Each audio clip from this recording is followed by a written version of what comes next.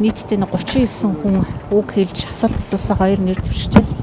Тэгээ 2 нэр дэвшигч маш сайхан хариулсан. Тус бүр нэг 30-40 минут хариултуудаа өгсөн. Тэгээд ер нь бол маш тодорхой хариултуудад өгсөн. Бага хурлын гишүүдэд их таалагдсан байх гэж байна. Миний хувьд бол тийм байсан. Асуусан асуултуудад маш бодтой, тодорхой, товч хариулсан. Тэгээд өнгөрсөн засгийн газрын одоо ололттой талууд, сайн талуудыг нь үргэлжлүүлээ. Сул талуудыг нь хаяа сайжруулъя. Тэгээд засгийн газраа дараагийн засгийн газрыг их цомхон үр бүтээлтэй ажиллах, чадамжтай, бүтээмж өндөртэй байх тал дээр нь анхааръя гэдэг ийм зүйлүүдийг ярьсан. Хоёр нэр дэвшигч одоо хамтлагийн засгийн газар байх уу, эсвэл эвслийн засгийн газар байх уу гэдэг асуултыг хариулсан. Яг хөө мэдээж энэ тэр хоёр хувь хүн шийдэх асуудал биш шүү дээ, тийм ээ. Тэгэхээр намын бага хурлын өнгөрсөн хурлын шийдвэрээр арчсан нам одоо өөрөө арчсан намыг гаргасан. За өөрсдөө ч гэсэн дахиж хамтрахгүй гэсэн учраас арчсан нам бол засагт орохгүй. За нөгөө намуудтайгаа зөвшөлдсөх хэсгээ бас бага хурлынхаа гишүүдтэй бага хурлынхаа шийдвэрийг дагнаа гэсэн ийм хариултуудыг өгсөн. Зандарчтар даргын хувьд бол ер нь бол эрх зүйн хувьд дангаараа засаглах ёстой. Тэгээд намын гишүүдийнхаа энэ хүсэлтийг харгалзнаа гэсэн баг. За баярлалаа. Тийм би мэдэхгүй байна. Одоо ерөнхий сайд тийм болох уу? Ерөнхий сайд танхимаа яаж бүрдүүлэх үү? Их олон бүтээл саналууд гарсан. Одоо жишээлбэл яамдуудаа цөөлье, илүү бүтээмжтэй ажиллая. За ямар сайд нартай ажиллахаа бол мэдээж яриагүй. Тэгээ санал тавиул мэдээж ажлаа үргэлжлүүлээд тийм ажлаа өгөө гэвэл өгөхөд бэлдсэн байгаа. Тий. Ер нь дан дээлтийн ерөнхий сайд тодорхойл улсын хурлын өмнө хүчгүйдэх юм шүү гэдэг юм.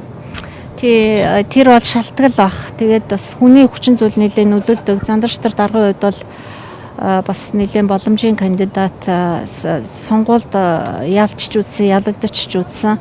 За энэ ялагдал манай одоо Баянгор аймаг манай Ханган бүсийн хувьд бол бас тийм шудраг сонгуул болоогүй. Яг үнийг хэлэхэд би өөрөө ч гэсэн бас тэр өмнө нь 20 онд сонгуульд өрсөжсэн, сая 24 онд өрсөлдсөн. Сая бол бүсчилсэн том тойргоор өрсөлдсөн учраас маш олон юм эрсдлүүд байсан л да. Тэр утгаараа ялагдсан ч юм уу одоо сонгогдоогүй гишүүн биш гэдэг нь бол зандарчтар даргын хувьд бол харгалзаад ах шалтгаан бишээ гэдгийг саналыг хүмүүс ч хэлсэн.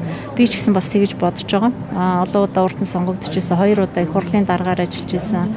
Засгийн газрын хэрэгжлэх газрын тэг нь тий. Энийг бид нэр их гоё нээлттэй хүлээж авсан. Намын удирдах зөвлөл хуралдаад зандарчтар даргыг одоо санал нэгтээ 100% саналтаагаар төвшүүлээ. Ерөнхийлөгчтэй, их хурлын даргатай, ерөнхий сайдтай зөвшөлдсөн. Тэгээ намын удирдах зөвлөл дээр бас яриад орж ирсэн учраас энэ намын бодлого гэдэг утгаараа хүмүүс хэрэг хүлээж авсан. За заалнаас Тэмүүлэн гишүүн залуу хүний хувьд дээрэс нь өөрөө бас одоо ажиллах бүрэн болцоотой. Тэгээд өөрийгөө бас сориод өөрийнхөө хүч, өөрийнхөө одоо өнгөрсөн хугацаанд хоримтлуулсан туршлага дээр үндэслээд ерөнхий сайдаар ажиллах боломжтой гэж өөрийгөө үзсэн учраас өөрөө өөрийнхөө нэрийг төвшүүлсэн. За тэгээд мэдээж Тэмүүлэн гишүүнийг дэмжиж байгаа залуучууд манай бага хурлын гишүүд их олон байсан.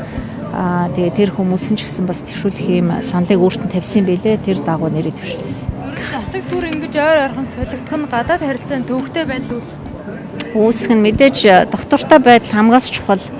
Ямар ч улс, ямар ч засгийн газар доктортой ажиллахыг л эрмэлздэг. Тэгэхээр улс төрийн маш олон хүчин зүйлүүд нөлөөлдөг. Гадаад харилцаанд доктортой байх тусмаа л тасралтгүй амжилттай явдаг. Тэгээ ялангуяа манайх шиг юм жижиг цөөхөн хүн амтай их том газар нутаг дээр тэгээд энэ хоёр том хөршийн дунд далаад гарцгүй орны хувьд бол засаглалын доктортой байдал бүр амин чухал.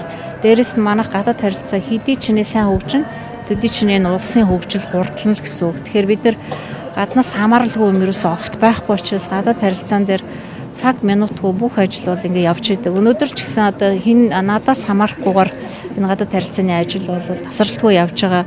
Засаг ундаг өдөр ингээл төрийн айлчлал хэрэгжижсэн шүү дээ. Та бүхэн минь харсан. Тэр гадныхан ч гэсэн бид нэр энэ дотоод асуудлаа дотооддоор шийддэг. Энийг хайлж одоо дэлхийн асуудал болгох эсвэл өөрийнхөө дотоод улс төрийг гадныханд очиж нялзаах, гадны хүмүүсийг энд ингэж татаж оролцуулах ч юм уу.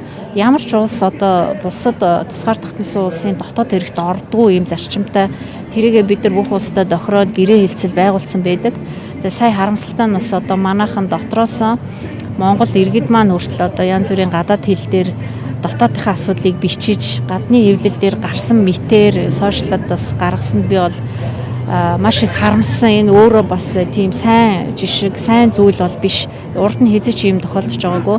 Хилтэй устдаа болсон залуучууд мэдлэгтэй болсон. Гэхдээ бидний энэ тусгаар тогтнол аюулгүй байдал гэдэг бол манай орны амин чухал зүйл.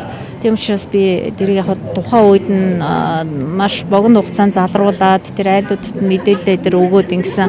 Гэхдээ манай дотоод асуудал гадныхан бол хизээч одоо ордгүй энэ Монгол улсын дотоодынх нь асуудлаа. Энийг өөрсдөө шийдэх ёстой гэдэг ийм байр суурийг илэрхийлдэг.